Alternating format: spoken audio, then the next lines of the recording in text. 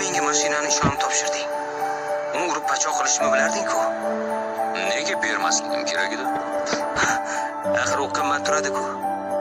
Pul menda bor. Biroq ishonchli yigitlarim yetishmaydi.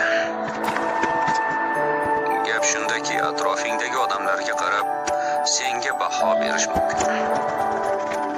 Mashinani yo'qotish va nimadan ko'zing ko'r bo'lganini anglash bir xil yo'qotishdir. Siz Tyrion Lannistermisiz? Queen qirolichaning akasi. Bu eng katta muvaffaqiyatim. Sen bo'lsa Ned Starkni bastardi. Shunday emasmi? Seni haqorat qildimmi? Meni kechir. Yo'q, lekin sen bastarsan. Lord Eddard Stark mening otam. Lekin Stark xonim seni onang emas. Lekin demak sen bastardsan. Bu esa Jon Snow. U shimol qiroli.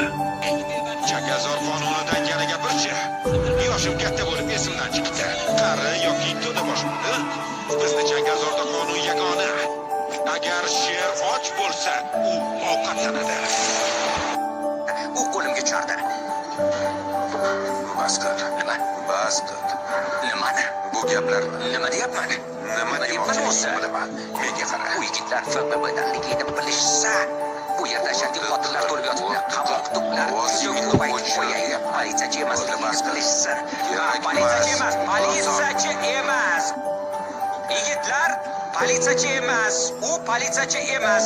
Bu farzangi politsiyachi emas. Tushunarlimi? Hopma, miyangizga qo'yib oling. U FBB tahlilchisi, u huquq tartibot idorasidan.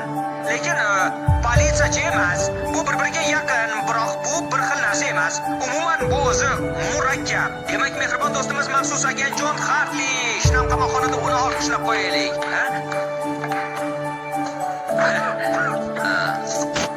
Rahmat. Bizni eshitishmadi. Ishonver. Bog'otda hamma yoqda hech kim. Lekin menga bir yilda bir marta shokolad berishadi-da. Tug'ilgan kunimda kelasi hafta tug'ilgan kuning bo'ladi. Seni ham imkoniyating boshqalarnikidan kam emas. Ortinchi plani kunda shokolad yeydiganlar topishadi. Uning imkoniyati yo'q. Charli